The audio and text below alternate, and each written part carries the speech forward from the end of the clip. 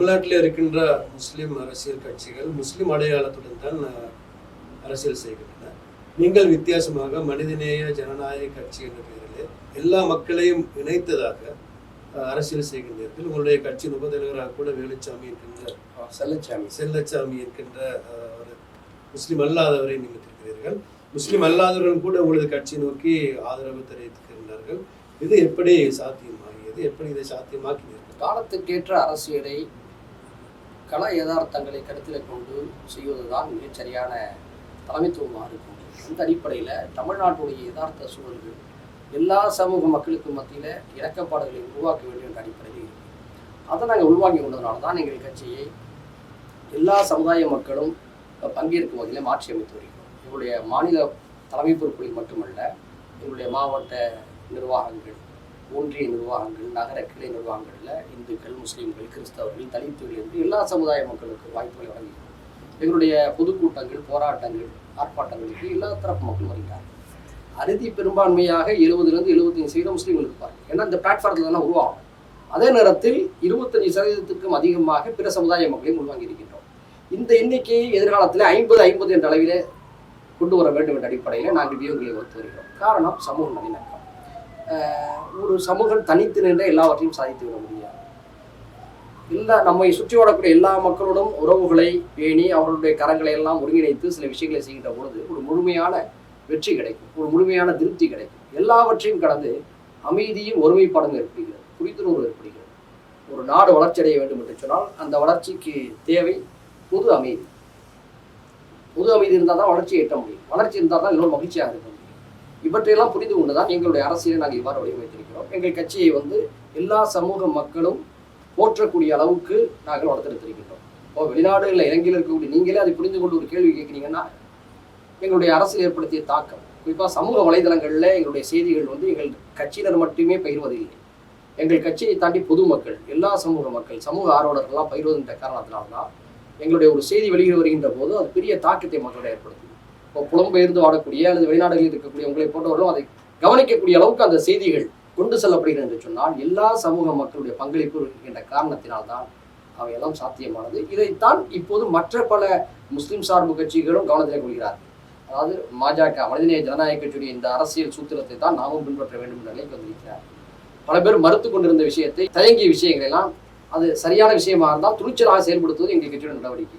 இப்போ நாங்கள் செய்யறதை பார்த்துட்டு அடுத்த 2-3 வருஷத்துல மற்றவர்கள் அதை செய்ய ஆரம்பிக்கிறார். இது எங்களுக்கு கிடைத்த வெற்றி. அவங்களுக்கு நாங்களே முன்மாதிரி ஆயிரும் இல்லையா? அந்த வகையில் நாங்கள் வெற்றிகரமான ஒரு இலக்கை நோக்கி எல்லா மக்களையும் அரவணைத்து பயணிக்கிறோம் என்ற மன திருப்தி எங்களுக்கு இருக்கிறது. முஸ்லிம் சமூகத்திலிருந்து அரசியல் செயற்பாடுகள் வெளிவருகின்ற பொழுது பொதுவாக இனத்தையோ மதத்தையோ முற்படுத்தி தான் அவர்கள் அரசியல் செய்கிறார்கள். இலங்கையில் மதம் நடக்கிறது. அரசியலில் மதத்தை முற்படுத்துவது நல்லதா அல்லது மனிதநேயத்தை முற்படுத்துவது நல்லதா? எந்த நாடுகளெல்லாம் பெரும்பான்மைவாதம் தலை தூக்குகிறதோ, எந்த நாடுகளெல்லாம் மதவாதம் தலை தூக்குகிறதோ, எந்த நாடுகளிலெல்லாம் சாதியை, மதத்தை, இனத்தை முன்வைத்து அரசியல் நடத்தப்படுகிறதோ அங்கெல்லாம் வளர்ச்சி பாதிக்கப்படுகிறது. அந்த நாட்டுடைய அமைதி குலைக்கப்படுகிறது. அந்த நாட்டினுடைய எல்லா தரப்பு மக்களும் ஒரு புள்ளியில் இணைய வேண்டும் என்ற எண்ணம் சிதைக்கப்படுகிறது. மொத்தத்தில் முன்னேற்றம் பாதிக்கப்படுகிறது. அது இந்த நாடு அந்த நாடு குறிப்பிட்டு சொல்ல விரும்பவில்லை. எங்கெல்லாம் இந்த பாசிச ஆதரவு போக்குகள், பாசிச தன்மைகள், பெரும்பான்மைவாதங்கள் தலை தூக்குகிறதோ அங்கெல்லாம் வளர்ச்சி பாதிக்கப்படுகிறது. இது முஸ்லீம் நாடு, இந்து நாடு, பௌத்த நாடு, கிறிஸ்தவ நாடு என்றெல்லாம் பார்க்க முடியாது. எல்லா நாடுகளிலும் இது போன்ற விஷயங்களை செய்யக்கூடிய எல்லா நாடுகளிலும் இதுதான் நடக்கிறது. அது நல்லதல்ல. அரசியலை பொறுத்தவரை மனிதநேயம் முன்னிறுத்தப்பட வேண்டும், வளர்ச்சி திட்டங்கள் முன்னிறுத்தப்பட வேண்டும், மக்களுடைய அடிப்படை பிரச்சனைகள் தீர்க்கப்பட வேண்டும் என்ற கருத்தாக்குகள் முன்னெடுக்கப்பட வேண்டும். இவைதான் சுபிட்சமான வெற்றியை தரும். மாறாக நீங்கள் மதத்தை, சாதியை, இனத்தை முன்னிறுத்தி பெரும்பான்மைவாத அரசியலை முன்னெடுக்கின்ற பொழுது அந்த நாடு பின்னேற்றத்தை தான் சந்திக்கும். பல நாடுகளை பார்த்துட்டோம், உங்களுக்கே தெரியும், நிறைய கசப்பான அனுபவம். இலங்கையிலே தனிக்கட்சி அரசியல் துவங்கியதன் பின்னர் அது அடையாள அரசியலாக, பின்னர் இனத்துவ அரசியலாக மாறி அதே தற்பொழுது இலங்கையிலே முஸ்லிம் அடையாள அரசியல் ஒன்று தான் நடைபெற்றுக் கொண்டிருக்கிறது. இது 2010ஆம் ஆண்டு தேர்தலுக்கு பின்னர் இலங்கையின் அரசியலிலே அரசியலுக்குள்ள அல்ல அரசாங்கத்துக்குள்ள முஸ்லிம் கட்சிகளுக்கான வாய்ப்புகள் கிடைக்கவில்லை. 14 வருடங்களாக 15 வருடங்களாக இந்த வாய்ப்பு முஸ்லிம் அரசியலுக்கு கிடைக்கவில்லை. தற்பொழுது அறகலைய நடைபெற்ற பின்னர் நாட்டிலே ஒரு சிந்தனை மாற்றம் ஏற்பட்டிருக்கின்றது. கட்சி அரசியலிருந்து மக்கள் தூரமாக இருக்கின்றார்கள். அதாவது தனிக்கட்சி அரசியலிருந்து முஸ்லிம் சமூக மக்கள் தூரமாக இருக்கின்றார்கள் தான் சொல்ல வேண்டும். நடந்து முடிந்த தேர்தலிலே தனிக்கட்சி அரசியல் தலைவர்கள் கூட மிகவும் கஷ்டப்பட்டு தான் பாராளுமன்றத்துக்கு வர வேண்டிய நிலைமை இருந்தது. ஆகவே இலங்கை முஸ்லீம் சமூகம் அரைகளுக்கு பின்னரான இலங்கையில் தனிக்கட்சி சிந்தனைகளை செல்வது நல்லது அல்லது தேசிய கட்சியோட சேர்ந்து கருத்து? இது உங்கள் நாட்டுடைய உள் விவகாரம். இருந்தாலும் சர்வதேச அரசியலை உன்னிப்பாக கவனித்து வருவோம் என்ற அடிப்படையிலும் ஆசிய கண்டத்துடைய அரசியலை அவ்வப்போது ஆய்வுக்கு உட்படுத்துவோம் என்ற அடிப்படையிலும் சில கருத்துக்களை நான் கூறுவேன்.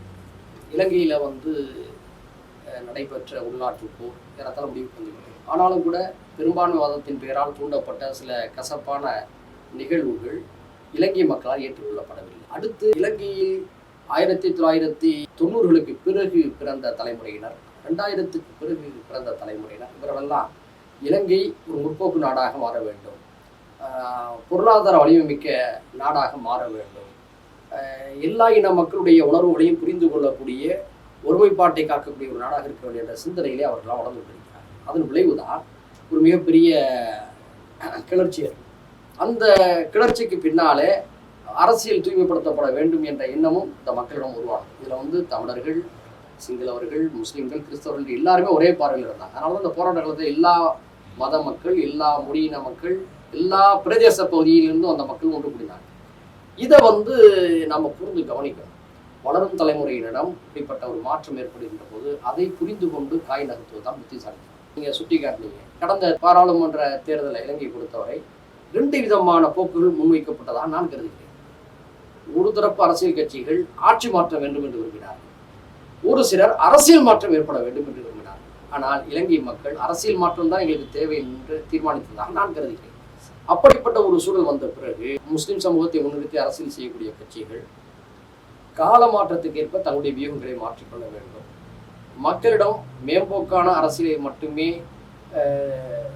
செய்யக்கூடிய நிலையை மாற்றி ஆழமான அரசியலுக்கு சென்று அவர்களுக்கு மத்தியிலே பணியாற்ற கடமைப்பட்டிருக்கிறார்கள். இலங்கையில் இருக்கக்கூடிய பள்ளியின மக்களையும் ஒருங்கிணைத்து அரசியல் செய்தால்தான், வளர்ச்சிக்கான வழியை காட்டினால்தான் இனி தாக்கு பிடிக்க முடியும் என்ற நிலை அவர்களுக்கெல்லாம் உருவாகி இருப்பதாக நான் கருதுகிறேன். இதை இங்குள்ள அரசியல் தலைமைகள், குறிப்பாக முஸ்லீம் தலைமைகள் கவனத்திலே கொள்ள வேண்டும். அதே போன்று கடந்த கால கசப்புகளை மறக்க வேண்டும். நான் ரொம்ப ஆடமான பேச விரும்பலை. 3 சமூகங்களுக்குமே கடந்த காலத்தில் பல கசப்புகள் ஏற்பட்டிருக்கிறது, காயங்கள் ஏற்பட்டிருக்கிறது. அவற்றை மறந்துவிட்டு சமகாலத்தில் சுபிட்சமாக மகிழ்ச்சியாக வாழ வேண்டும்.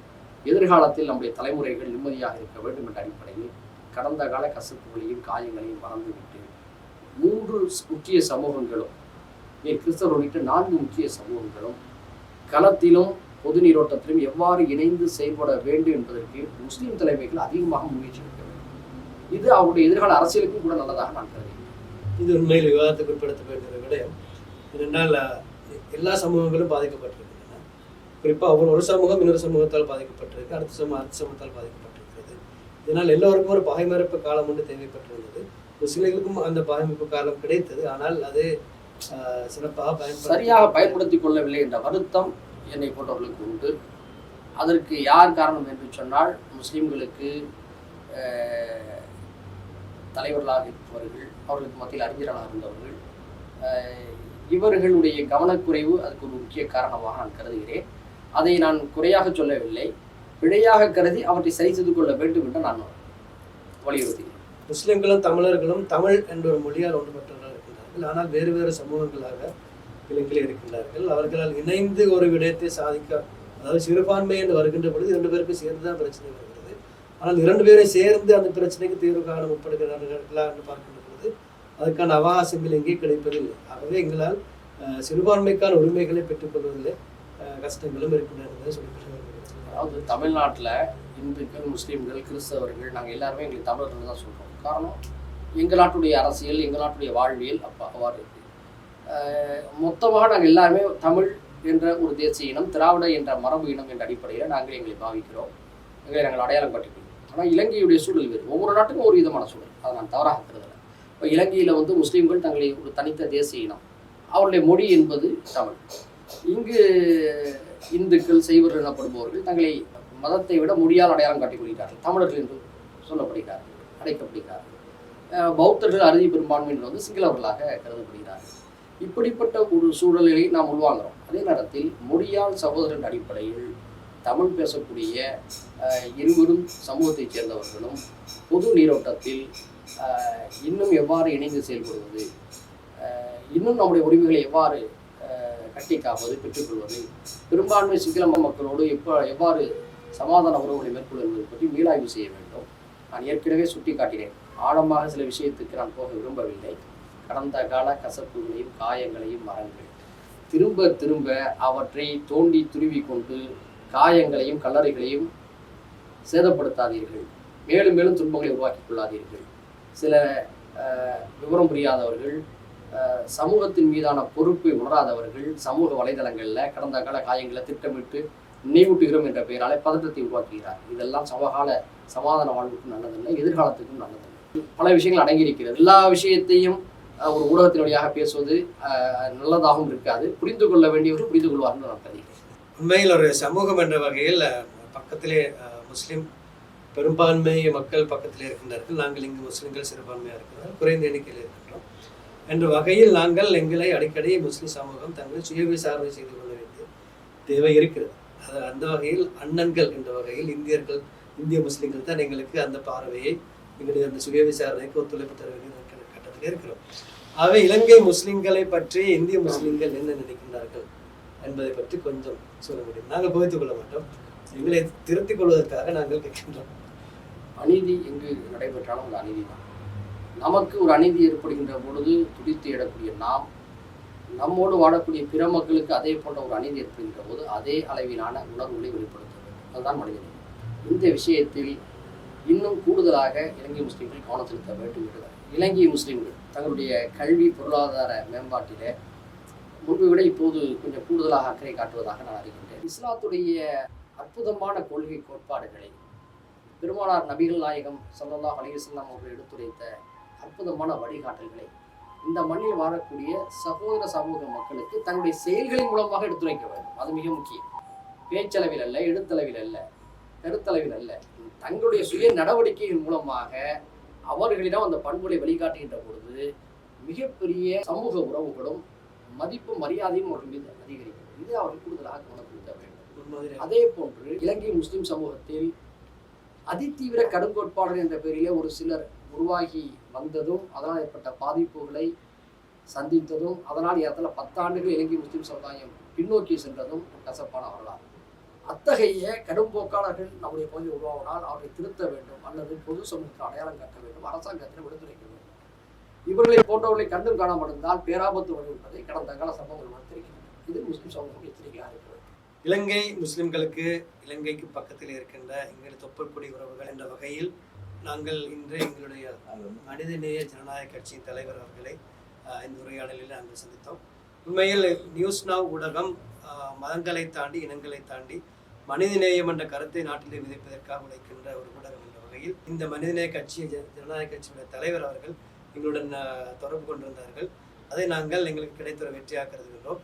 இந்த மனிதநேயம் என்ற உணர்வு கடல் தாண்டி தரை தாண்டி செல்லக்கூடிய உணர்வு, மக்களை இணைக்கின்ற ஒரு உணர்வு என்ற வகையிலே இந்த உறவு எங்களுக்கு ஏற்பட்டிருப்பதில் நாங்கள் சந்தோஷமடைகின்றோம். மிகவும் சிறப்பான ஆழமாக முஸ்லிம் சமூகம் நின்று நிதானித்து சிந்திக்க வேண்டிய பல கருத்துக்களை எங்களுக்கு வழங்கிய இந்திய தமிழ்நாடு மனிதநேய ஜனநாயக கட்சியின் தலைவர் முகவரவ தமிழ் அனுசர் அவர்களுக்கு நன்றி கூறி விடைபெறுகின்றோம். நன்றி.